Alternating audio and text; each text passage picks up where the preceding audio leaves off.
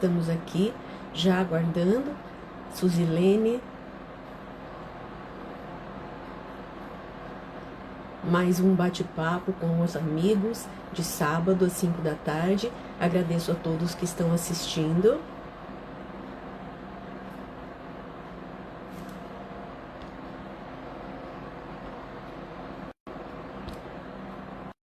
Bibi, já estou te colocando aqui.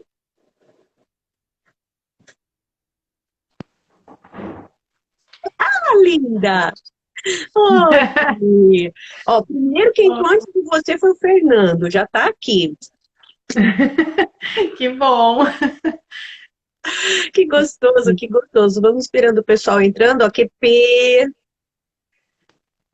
Oi, QP. Ótimo! QP é nossa fã. QP vai ter o prêmio de, como é que é? A carteirinha do bate-papo com amigos. A cada 10 ela ganha uma. Isso!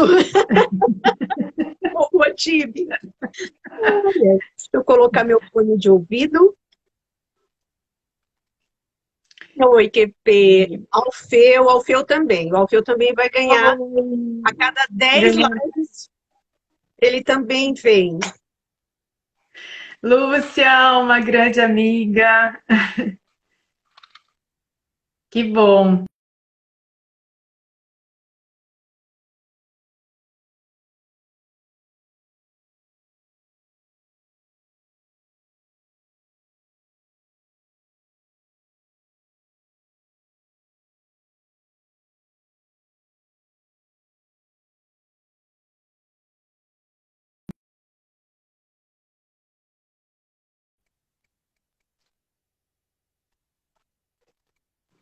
É, Sejam todos bem-vindos, com muita alegria que a gente está começando mais um bate-papo com amigos. E hoje, como eu falei no comecinho, nossa grande amiga, professora doutora Suzilene Maria Tonelli Nardi, uma amiga de muitos anos. Como vocês já perceberam, eu só tenho amigos tops, né, Tibi? de muitos anos, não dá para falar quantos, né? Isso aí. Tanto aqueles que estão assistindo a gente, como aqueles que estão fazendo as nossas lives, né? Hoje já, passando de um mês que a gente trabalha com as lives do Bate-Papo com Amigos. Sejam todos Olha que legal. bem-vindos. Ari, Lúcia, tem bastante amigos seus entrando. Você consegue ver daí, Suzilene? Sim, consigo, né? Lúcia, Glauci, Bruna, muita gente bacana que eu adoro muito e que está sempre dando essa força enorme pra gente. Meu cunhado, a família, né? Sim, sim. Larissa, Naila. Oi, Naila, que bom. Agradeço muito, Naila e Larissa, por essa semana, né? sim, Porque nós temos, assim, uma das coisas que eu mais gosto antes da gente começar já falando, né, são os bastidores, não só dessa pesquisadora linda, fã dela em todos os sentidos, como mãe, como amiga, como tudo, né? E a gente teve um bastidor muito gostoso, foi muito bom mesmo quando a gente conseguiu entrar em contato e a gente conseguiu fazer essa live. E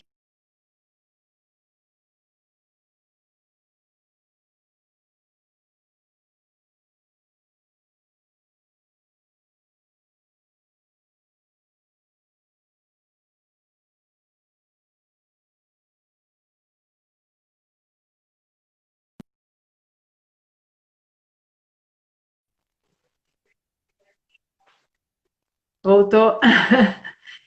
Será que é o teu, Ana? Acho que é o teu, né? Que tá dando umas travadas? Oi. é que eu estava conectando o fone que ele desconectou, mas tudo bem.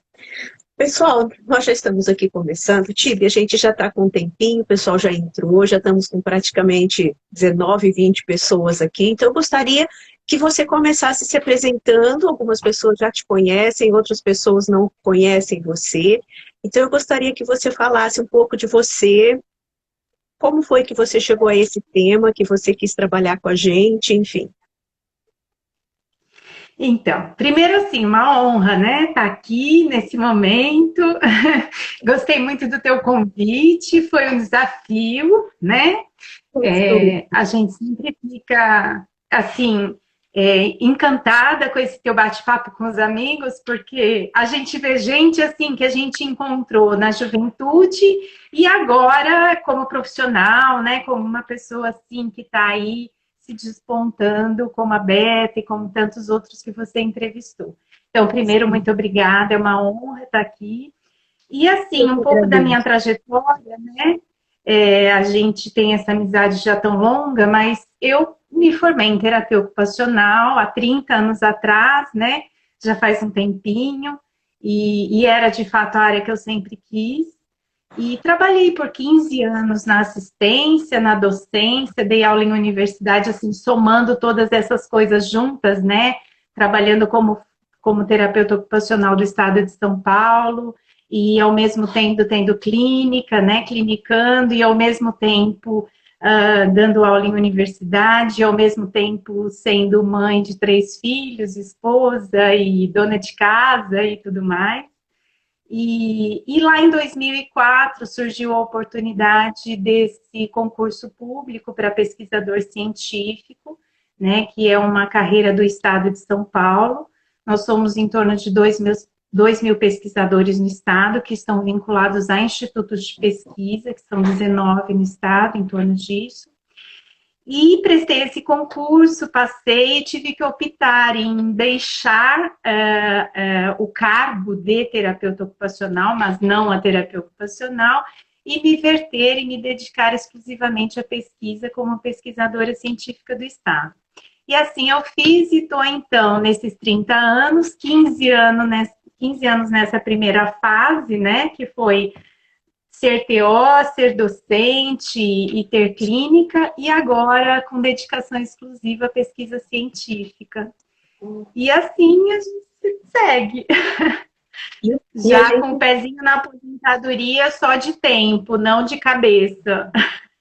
E- Exatamente, de cabeça não, né, Tibi? Quem pensa em aposentadoria olhando para esse rosto teu, jovem desse jeito, puxa vida, né? Falando um oi aí para a Cris, que acabou de entrar, a dona Elza, dona Conceição, Olha, né? Olha, nós temos aí uma. Hoje a gente tá chique, viu, Tibi? Tem uma. As pessoas. Gente, sabe como que eu chamo vocês que estão nos assistindo? Eu falo que são as pessoinhas que ficam assistindo dentro do celular. Foi assim que eu expliquei para a Suzilene, viu? isso. Sejam bem-vindas, Rafaela, Luege. Eu estou atenta a todo mundo que está entrando aqui. Vou tentar interromper menos, né? Mas eu vou mandando sempre um tchauzinho para vocês todos, tá joia? E a gente sabe, todo mundo sabe que não é fácil, né? Inclusive é um assunto que está muito em voga, a questão do pesquisador no Brasil, né? E a Suzilene achou interessante quando eu a convidei, e ela aceitou, graças a Deus, com muito orgulho, ela aceitou estar aqui com a gente. Ela sempre é uma pessoa que assiste também, e ela aceitou trazer esse assunto para nós nesse momento, inclusive, que a gente tem percebido aí uma tentativa, né, de novamente a ciência mostrar o óbvio, que é a importância que ela tem. E aí eu gostaria que você falasse, né? Aí, Suzy, a melhor orientadora do mundo, com certeza. A doutora Glauci, uma honra tê-la aqui também. Ela é fisioterapeuta e foi orientadora, minha orientanda de mestrado. Orientei o trabalho dela. Vamos lá. Sim. Então, de fato, né, Ana, a ciência parece que neste momento de Covid despontou.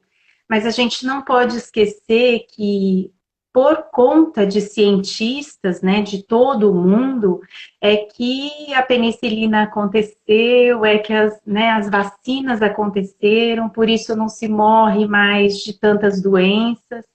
Por isso não temos mais poliomielite, né, que devastou tantas crianças e tantas famílias.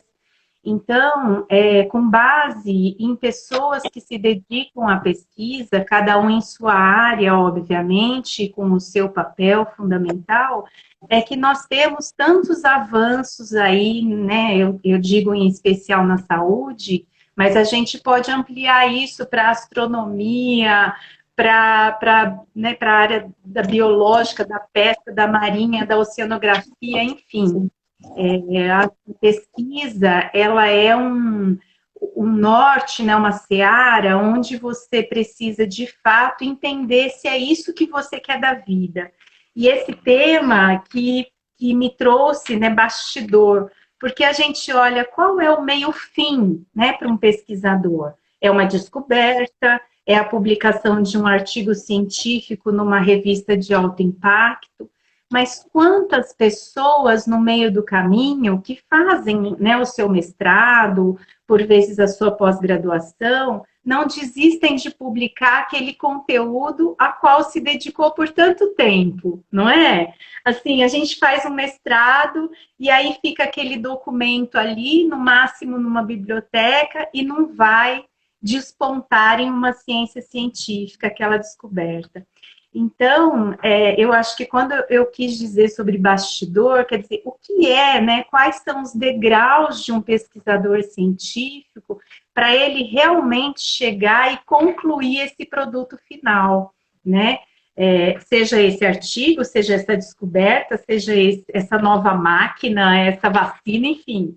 Isso. Então, o que é que a gente faz, né? Porque conversando aqui a semana passada claro, pensando sobre o que eu gostaria de trazer e não sei qual é a ideia das pessoas que estão assistindo, mas eu fiquei pensando e perguntando para as meninas, né, para as minhas filhas, o que vocês acham que é interessante? Elas, mãe, assim, por exemplo, o que mais pesquisador faz além de ler e escrever?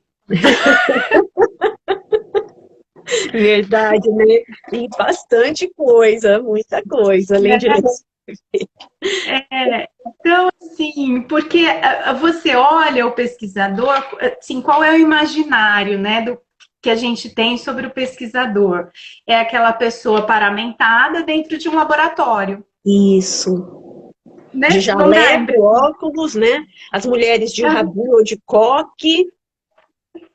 Sempre muito desorganizadas, porque estão sempre... Ou se não, aquela cara de louco do Einstein, né? Ah, sim, certeza. Certeza, é. Então, com aquele monte de livro em cima das mesas, todos bagunçados. Então, quando a gente vai para o inconsciente coletivo do que é um pesquisador, né?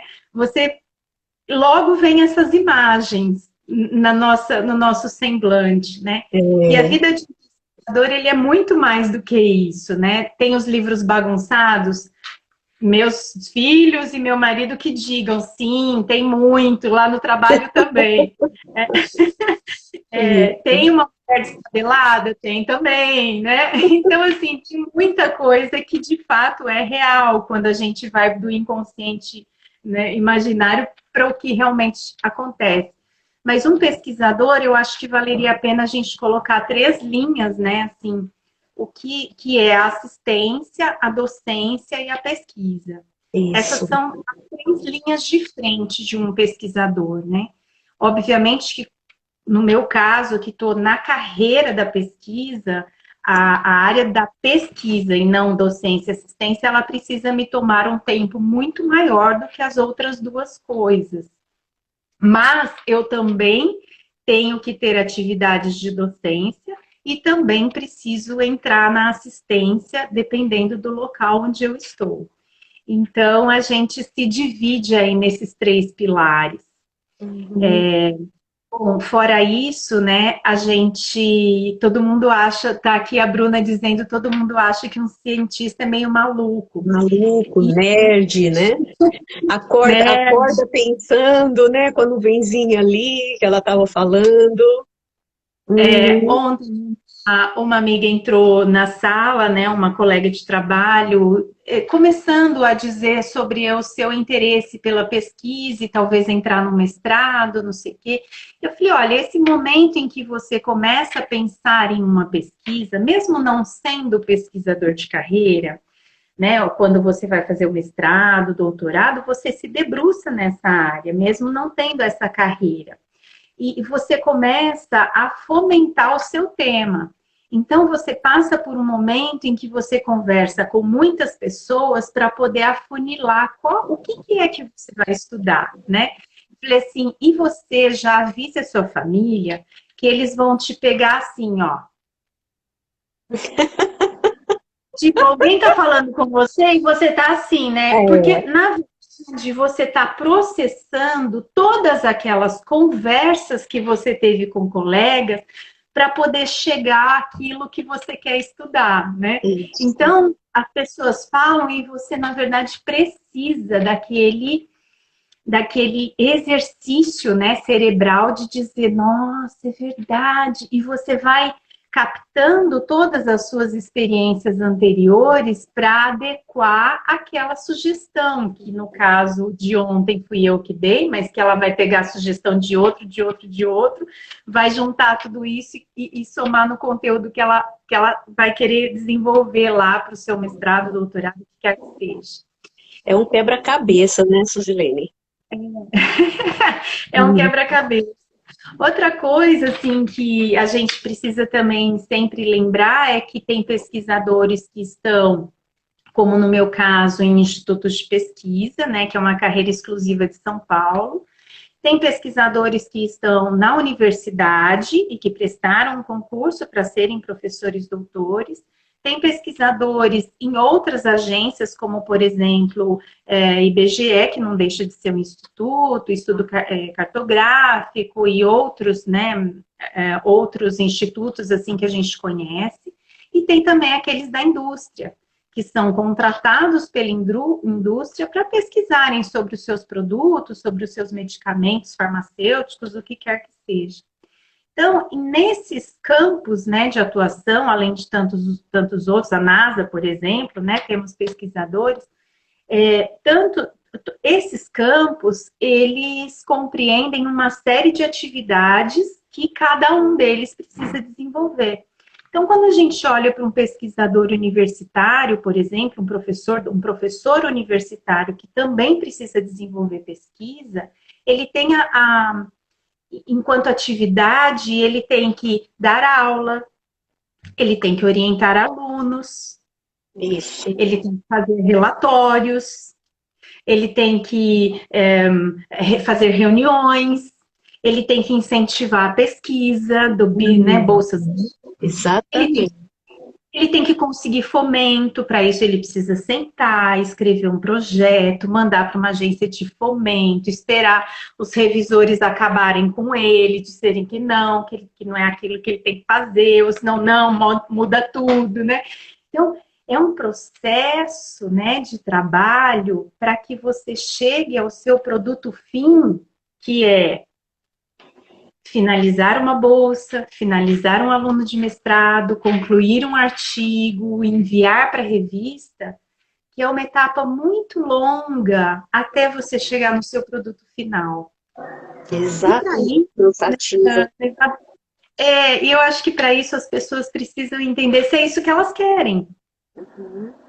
Porque muitas pessoas, né, querem o cargo, acham bacana ser professor universitário, acham chique ser pesquisador científico, né? Acham interessante dizer que trabalham numa indústria em cima de pesquisa. Acham também interessante o salário. Mas será que o dia a dia eles vão achar interessante, né? Porque o pesquisador ele precisa de fato se dedicar não só à leitura escrita, mas milhões de outras atividades que compõem essa carreira, né? Exatamente. E eu acho que tem um perfil comportamental também, Suzilene, eu quero te chamar de Tibi. Gente, por favor, a professora doutora Suzilene, ela é a Tibi para mim, então eu não consigo falar assim, então Suzilene, né? Não, minimamente Suzy, vai. Tá joia. Então, Suzy, uma coisa que eu acho interessante é o perfil que a pessoa precisa ter, né? Eu fiz parte de toda essa parte que você está falando, né? Já trabalhei em campo, dentro de hospitais e faculdades, eu já fiz o mestrado, fiz a minha dissertação, e hoje eu estou na área da aplicação da pesquisa, né? Na verdade, é lógico que cada cliente que a gente atende, ele exige uma pesquisa idiosincrática, né? Ele é um caso único, ele é uma pessoa que a gente precisa estudar e passar uma conduta e é uma descoberta, que é uma das coisas assim, você dissesse, Ana, fala o que você pensa de pesquisa. Não sei, na minha cabeça sempre tem alguma coisa como descoberta, né? Não sei se é por causa da época da infância que a gente via a lampadinha, né? Então a gente tem. É sempre uma luz que acende, é sempre uma descoberta que a gente tem.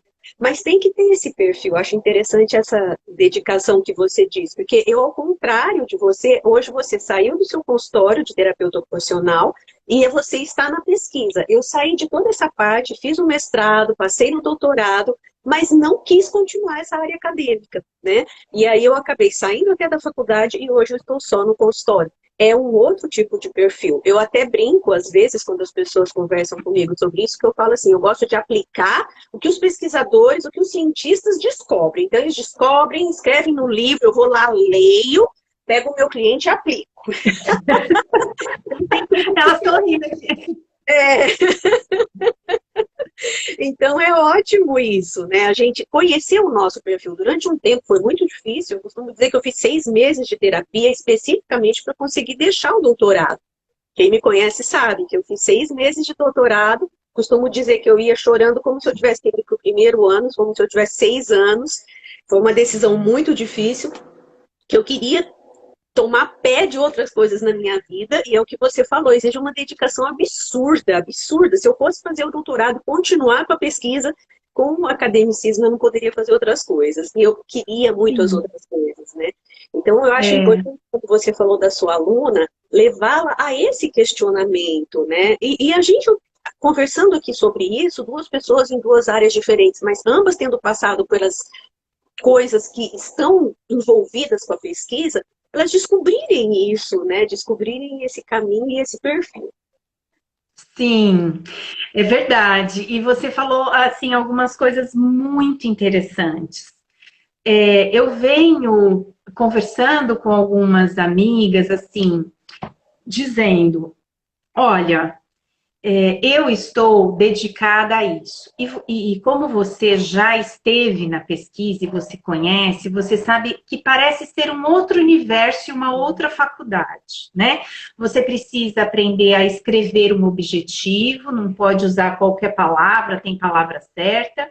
Uma introdução, você tem que buscar o que a referência bibliográfica te mostra, e aí você tem que saber buscar isso nas grandes bases de dados, né? Você tem uma técnica para isso. Exatamente. Né? Então, assim, dá a impressão de que escrever um artigo ou produzir um projeto, ele é uma outra universidade. Você nem aprendeu aquilo na psicologia, eu não aprendi na graduação de TO. A gente vai aprender esse outro universo quando a gente se debruça nisso. Por isso que temos tantas aulas ao longo do mestrado e doutorado. E Isso. aí, então, essa área, essa seara eu precisei compreender melhor, tive muitas pessoas que me ajudaram, né? A Lúcia, que está aqui assistindo, uma grande professora. Então, você precisa entender isso para você se dedicar a esse campo.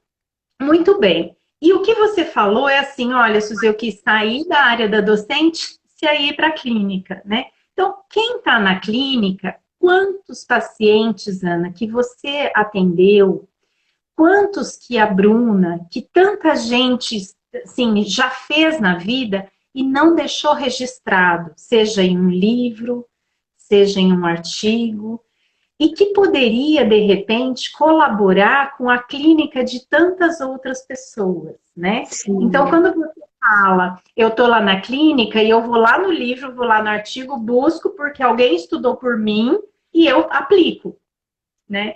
Então, por que que a gente não chega num amadurecimento nesse nosso país, onde pesquisadores e quem está na área prática se unam para poder fazer ciência, para poder deixar registrado para a humanidade as descobertas. Porque dentro de todo esse meu conteúdo de trabalho, eu não consigo ir para a clínica. Eu não consigo ter isso. É. Tenho 40 horas de trabalho por semana. E você que está na clínica também não consegue se dedicar para a pesquisa. Você viu isso, tanto que você desistiu. Você falou, não, ou uma Não coisa ou outra. consigo. Né? Então, por que que esses dois universos não se casam para fazerem mais e mais descobertas? O brasileiro é extremamente criativo. Ele se desponta em todos os congressos internacionais que ele vai. Por quê? Porque a gente sabe criar, só que a gente não registra as nossas descobertas clínicas, né? E muitas vezes dizendo que isso é em tudo, mas muitas vezes a gente não registra. E se pesquisadores e profissionais se unissem com mais afinco, nós poderíamos alavancar muito desse registro e deixar aí esse legado para as próximas gerações.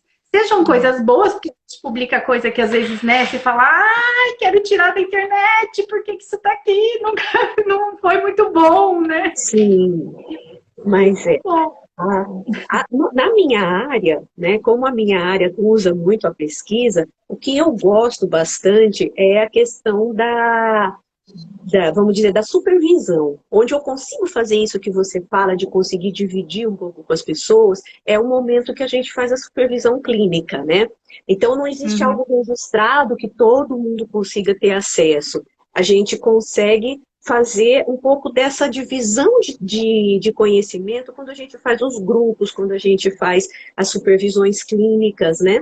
E a gente tem essa dificuldade, às vezes, de parar mesmo para escrever, né? A psicologia, ela tem toda uma questão ética, né? Quando você vai trabalhar uma questão, por exemplo, você está trabalhando o transtorno do pânico, como você disse, quanta coisa eu descobri ao longo dos anos com o transtorno do pânico, né? Que a gente tem mais ou menos a idade, né, Tíbia? Pouquinha coisa, muito pequenininha, que você é mais nova que eu. Eu também estou indo para 30 anos, né? E aí, a Berta falando desse legado, todo mundo dizendo como foi importante conviver, os pesquisadores. Inclusive, a gente aprende muito a gente aprende muito a escrever, né? Nós temos um convidado especial, o Mané, Emanuel, personal trainer, ele é um profissional da área da saúde também, né? Mané também aqui como diria o Facebook, é um fã do nosso grupo, maravilhoso, já vi muitas divisões de trabalho dele, ele também é um pesquisador, também gosta de trabalhar com pesquisa, né? Mas, enfim, então essa divisão se tornou, como você falou, um pouco mais difícil. E é como você falou, as exigências éticas que são necessárias, né, não é uma reclamação, mas é uma constatação da psicologia, dificultam que a gente divida o que a gente aprendeu.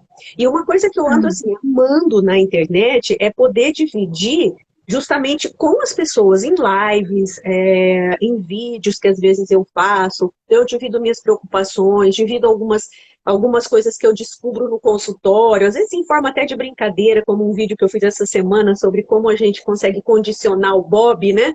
Para que seja o Bob a ansiedade que dá dentro da gente, aquele lado da gente, assim, bem visceral da ansiedade, né?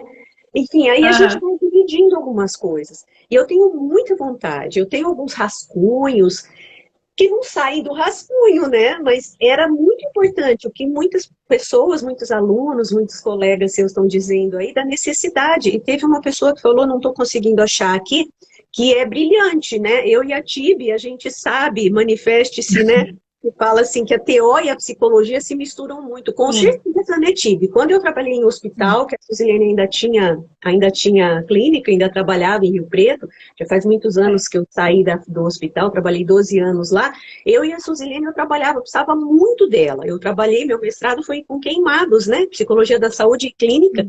E aí a gente trabalhava muito junto.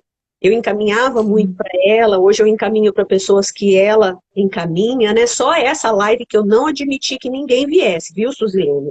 Essa tinha que ser você, não tem indicação, aqui é com os amigos, né? Enfim, então é bastante assim, é complexo, até o meu jeito de falar tá complexo, mas acho que deu para colocar essa questão das dificuldades mesmo, do dia a dia, né? Até o Molina falou, né? Irmã, amiga, que você é de todos nós.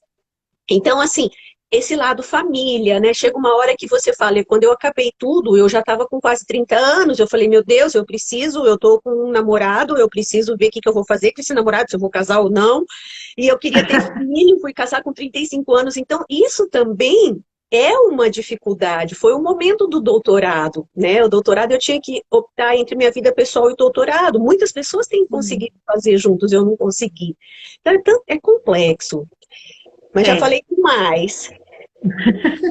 Não, eu acho que é isso mesmo. Eu acho que a gente vai entendendo qual é o nosso papel na sociedade, né? Eu, por exemplo, voltando, né, à questão do perfil que você falou também tão bem, eu sempre tive uma tendência muito grande, que nem antes da live eu estava fazendo quebra-cabeça, e eu sou viciada, assim, amo quebra-cabeça, amo aqueles livrinhos de pintar. Então, assim, são atividades que eu tenho prazer em me debruçar, escutar uma boa música, né? E aí eu lembro também de característica e bastidor do pesquisador, né? Eu lembro também de uma história da filha de uma amiga que disse assim, que foi para a escola e disse que o professor de filosofia deu aula para ela, tal, e ela chegou em casa, na casa dessa minha amiga, que é a mãe dela, deitou no sofá e ficou lá olhando para o teto. Aí a mãe, vamos menina, você tá ficando louca? Tem louça para lavar, sua cama tá desarrumada, vamos. Ela falou assim, mãe, eu estive na aula de filosofia e o professor disse que o ócio é importante para a criação. O ócio então, criativo. O ócio, entendeu? E aí, outra coisa que vem acontecendo muito, né, nesse mundo globalizado, né, é você entender aquilo que você também precisa não fazer. Porque o pesquisador, ele precisa ter uma mente calma e tranquila para poder criar. Então, quando a gente olha, não, eu tenho que cuidar de WhatsApp, eu tenho que cuidar de Face, eu tenho que cuidar de Insta, eu tenho que cuidar de e-mail, eu tenho que cuidar de celular, eu tenho que cuidar de... Né? Você, além de todas as atividades de um pesquisador, né, você tem que congestionar, se você congestionar a sua mente, você passa a não ter mais aquele ímpeto criativo, né, de buscar o criativo. Então, por que pesquisador também precisa tanto ir para congressos internacionais, nacionais?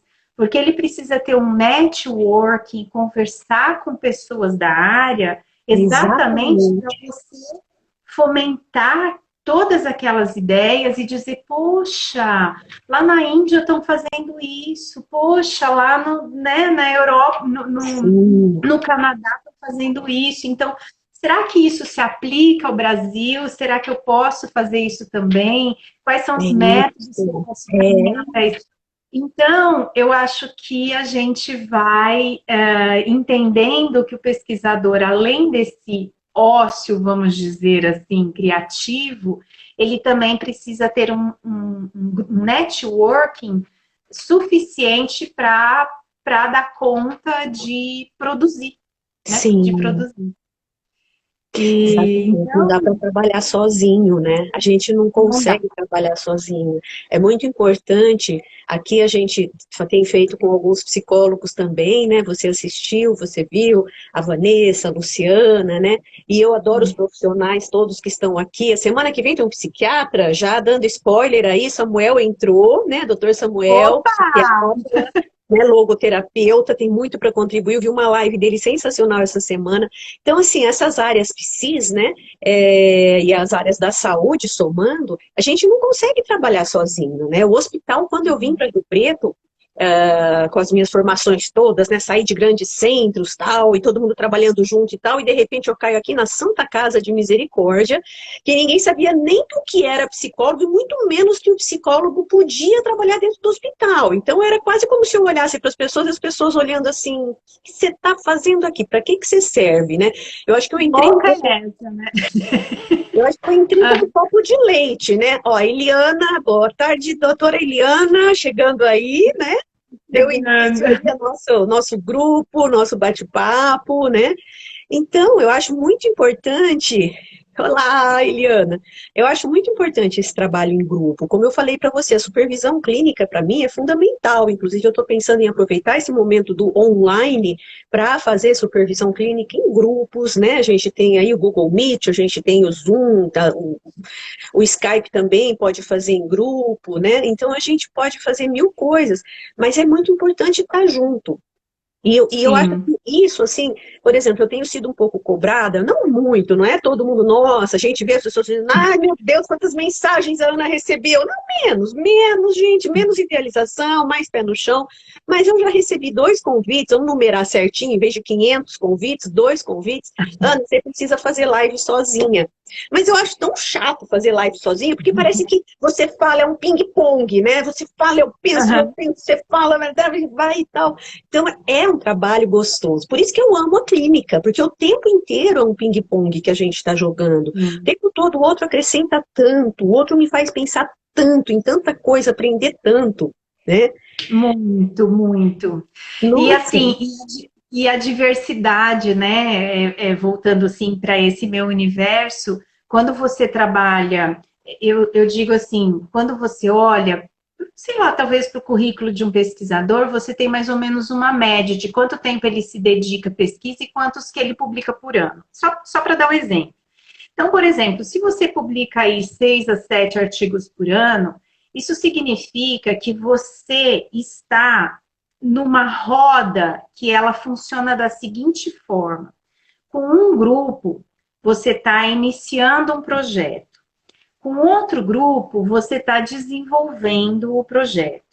Com outro grupo, você está já na fase da escrita, da análise, do olhar para aqueles dados. No outro grupo, você já está escrevendo, né? E no outro, você está publicando. Então, o pesquisador, ele precisa ter uma roda viva na vida dele, que ele não consegue, por exemplo, eu particularmente tenho essa característica, e por isso que eu estou sempre meio descabelada, porque eu não consigo fazer uma coisa só, né? Lúcia Helena, Cristina, sabem disso.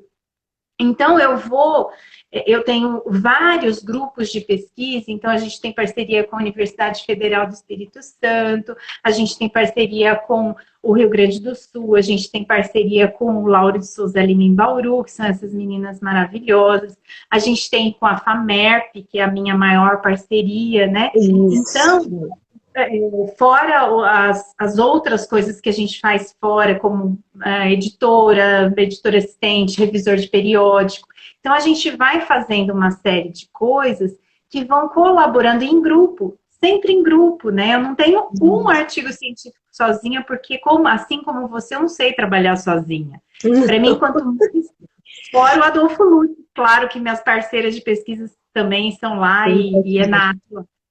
Então, você vai fazendo grupos e você vai crescendo com isso, né? O quanto eu cresci quando eu tive que vir para o Adolfo Lutz, né? Porque minha carreira inicialmente de pesquisadora foi em Bauru, no Lauro de Souza Lima, que é a hanseníase Maia, que eu sempre atuei.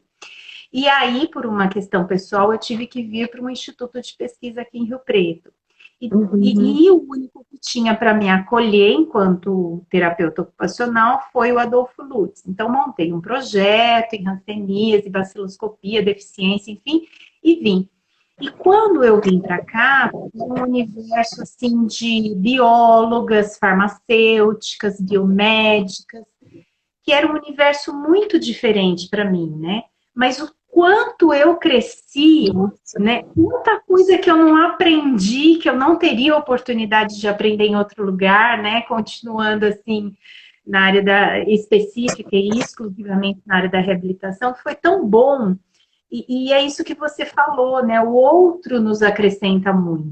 O outro assim, esse grupo, agora no conselho, né, no CREFITO, me retomando como TO, assim, eu tenho crescido tanto, tenho aprendido tanto, e com biólogos eu aprendo, e com psicólogos eu aprendo, e com educadores físicos eu aprendo, e aí eu fico assim, né, com a mesma cara que eu fiz no começo, né?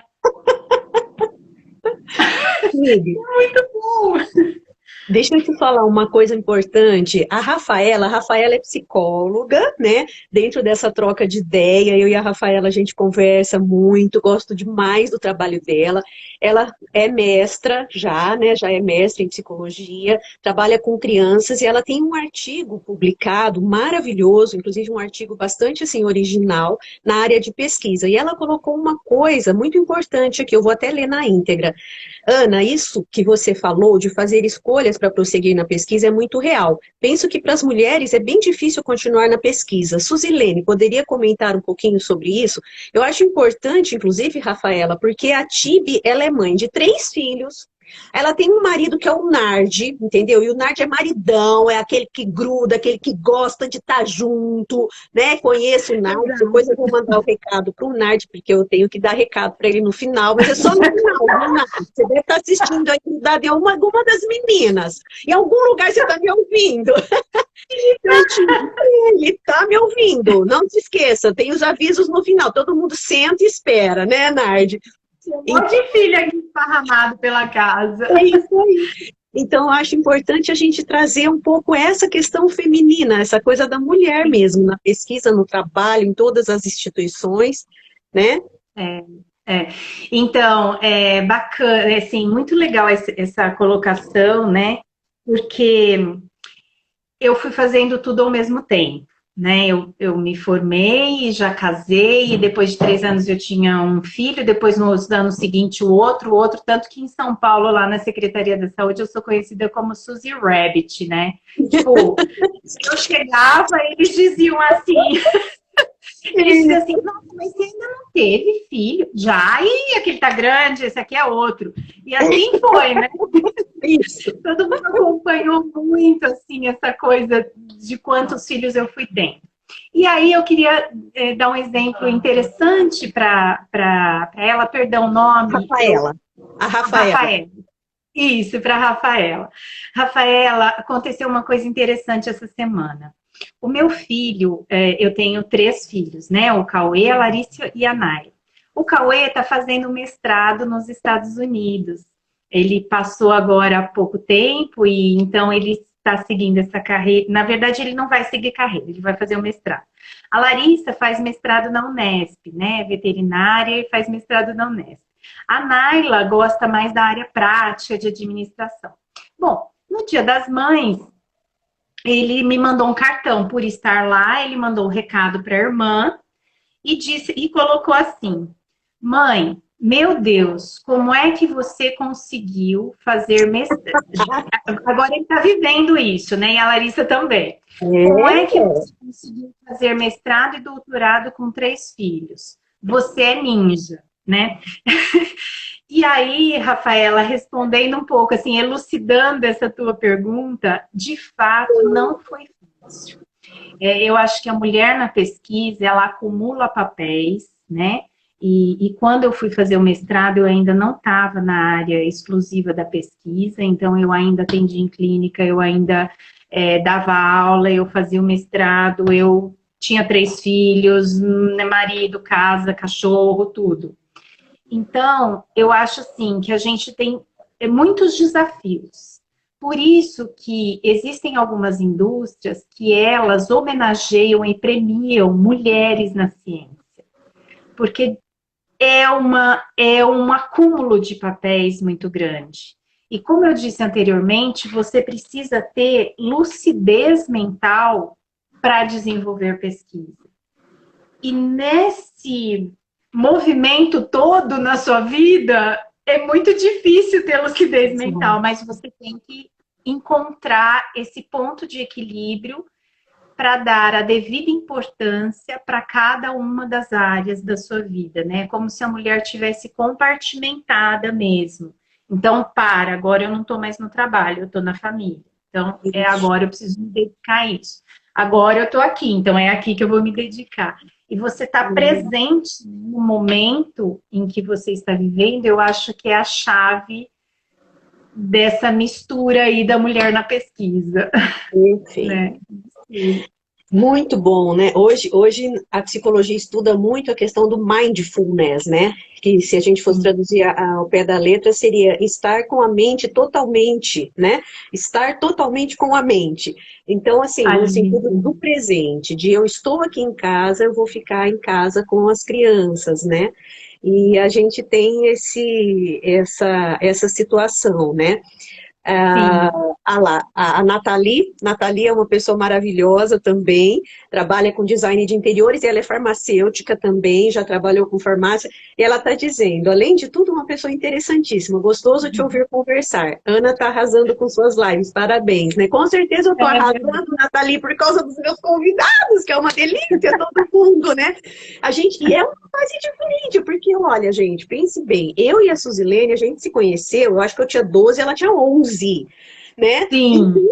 E é uma coisa maravilhosa. Então, por exemplo, conversando com a Beta, vendo o percurso da história da Beta, vendo a Eliana, vendo a Suzilene hoje. Então, todas essas pessoas que a gente está vendo, a gente está descobrindo, meu Deus, eu tenho amigos assim, em quantos lugares, né? E tem muitos amigos meus que eu ando chamando por aí, mas eles ficam morrendo de medo. Eu falo, meu Deus, não, é muito tranquilo, né? É muito tranquilo, as pessoas gostam, as pessoas reforçam, que as pessoas falam assim, ai, tem os haters, aí a gente bloqueia, hater a gente bloqueia, né? Quem só reclama a gente não liga para eles. Mas quem fala Sem essas coisas problema. gostosas a gente reforça, né? Eu estou dando uma olhada aqui nos comentários, todo mundo está trazendo, e eu tive, sim, a oportunidade nos últimos 2 anos, gente, de conhecer um pouco esse lado da TIB, né? Conversar com amigas, né? A Cristina Raduan, que está aqui, é uma grande amiga dela, que ficou minha amiga com o maior orgulho, né? Então, assim, Verdade. foi muito difícil, não foi fácil, não foi gostoso esse momento da Tibi falar assim, agora eu sou mãe, agora eu vou ter que parar um pouquinho de sair do papel de mãe, você nunca deixa de ser mãe, mas você sai daquele Não. papel e aí você tem que delegar um pouco de coisas e você tem que, então é sofrido, né? Então, Uhum. realmente, a pergunta da Rafaela, para quem é mesmo da área, né? Por exemplo, ela falou, né? Todos os filhos dela, e Naila, você para com esse negócio de você ser ovelha negra. A hora que a sua mãe vai te da prática, olhando bem na câmera nos seus olhos. Eu pensei, é igual a mim, né? Nós somos da prática, a gente gosta de saber, cadê o serviço? Cadê o serviço, né? É. A hora que o meu cliente chega, eu brinco e falo assim, o que você trouxe para eu trabalhar hoje? Eles já sabem que é assim. E eu trabalho desse jeito, né? Porque as pessoas acham que todo psicólogo é assim. Não, isso é monge budista. Psicólogo que nem eu é assim. Uau, vamos trabalhar. O que você trouxe? Como é que foi essa semana, né? Então é muito gostoso. Lógico que tem clientes mais formais, mas né, tem clientes que preferem aquele psicólogo mais suave, mais tranquilo, né? E tem pessoas que preferem as linhas mais interativas, como essa minha, que me permite, inclusive, estar aqui, né? Nessa situação com vocês. Então, eu acho que não é fácil para a gente ser mulher em momento nenhum. Né? Hoje, ainda conversando com a minha filha, a gente estava mais uma vez falando desses assuntos, da segurança da mulher na rua, o que o homem consegue fazer, que a gente ainda tem medo de fazer, né? Nós conseguimos Sim. um monte de coisas, mas a gente tem muita coisa para conquistar, principalmente a segurança. É isso, Dani? É. Eu vi alguns É. comentários. Só um minutinho, Suzy, desculpa, que eu quero que você fale, Claro, tá? imagina. De pessoas que estão na fase anterior, né? Que estão começando. Então, eu acho que seria legal você colocar aquilo que reforça o querer, apesar da dificuldade, apesar do investimento. Vamos lá, desculpa. É. Assim, o que eu teria para dizer para quem está começando ou para quem está vislumbrando essa carreira, né? Seja partir para ser um professor universitário ou uma carreira do cargo de pesquisador ou numa indústria ou o que quer que seja, como nós falamos, é ter a certeza de que é isso que você quer. Porque não dá para desistir no meio do caminho. Não é que não dá, que dá, você desiste. Mas é que é tanto investimento de tempo, de dedicação. Se você desistir no meio do caminho, é porque você não pensou o que você queria. Então, Uhum. o que eu diria é, pense de que fato é isso que você quer, né?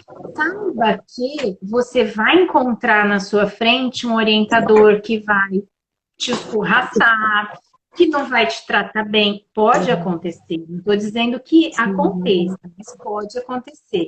Que você vai levar um monte de não da revista científica que você achou que ela ia te... Nossa, você é o top. Ela vai virar e falar, tá, uma droga esse negócio. Então, assim, qual é o tamanho da sua resiliência em retomar não e saber qual é o norte que você quer. Quer dizer, eu quero ser professora. E por que que eu quero?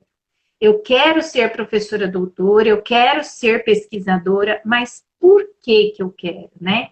Então, qual é o que te move? Eu acho que isso que eu teria para dizer para quem está começando.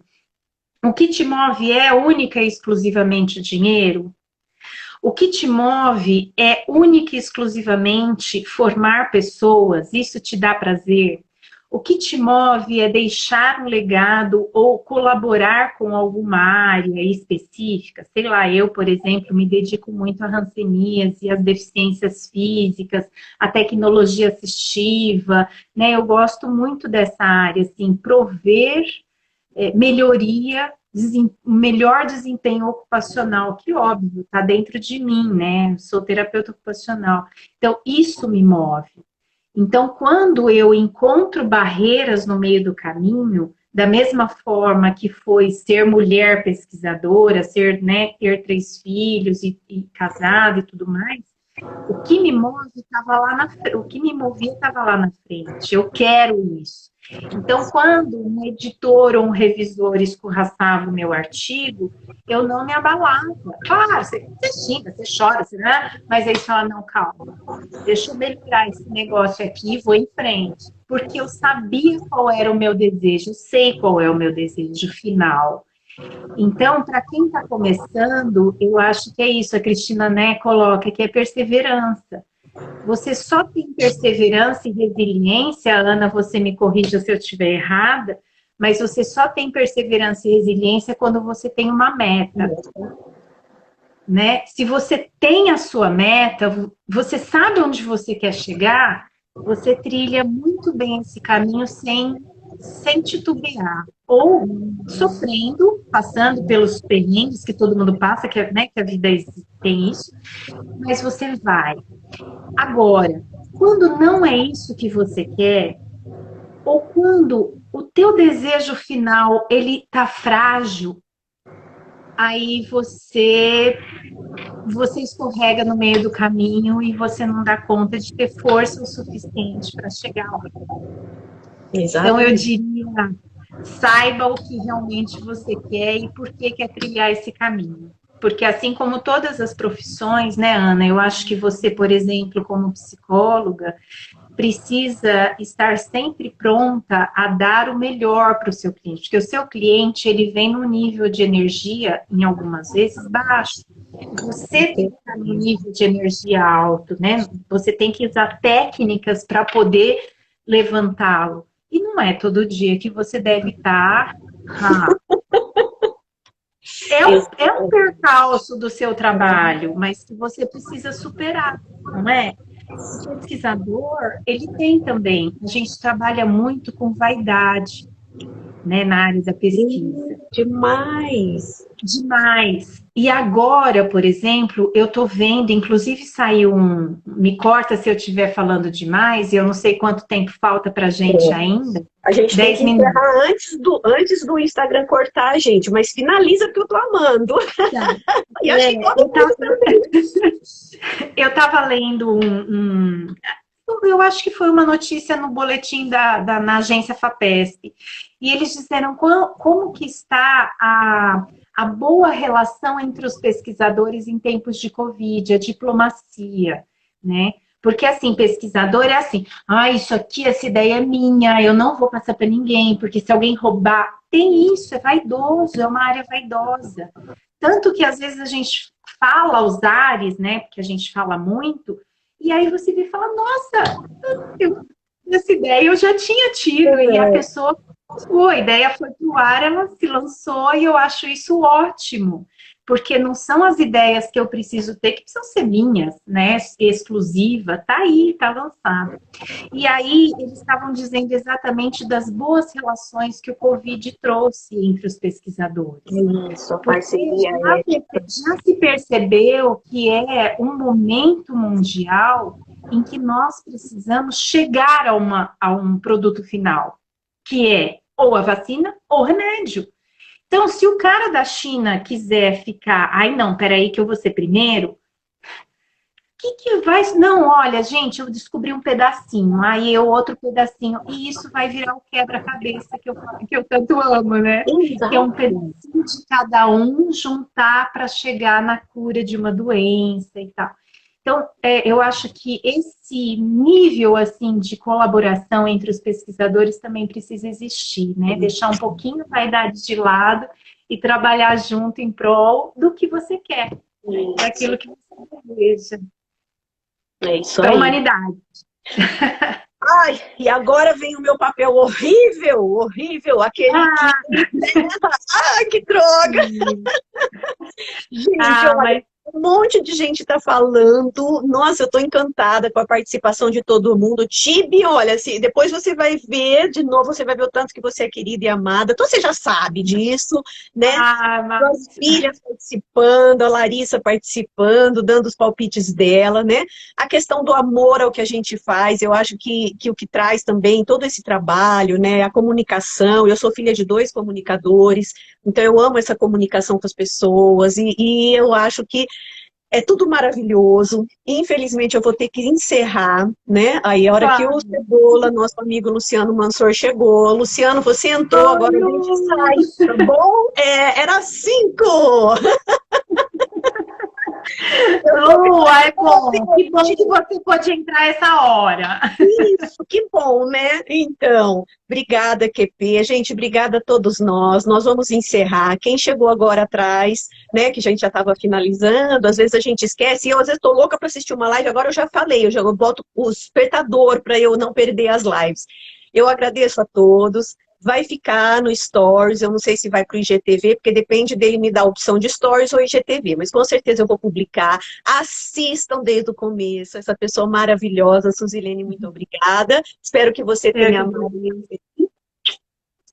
Um beijo a todos. Beijo, Ana, obrigada, um beijo a todos, viu? Foi um prazer estar aqui e espero ter colaborado de alguma forma com alguém. Com certeza. Super obrigada, amo você. Amo você, Tibi.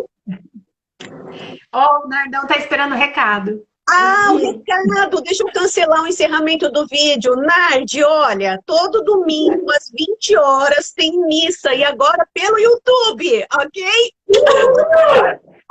Beijo. Beijo.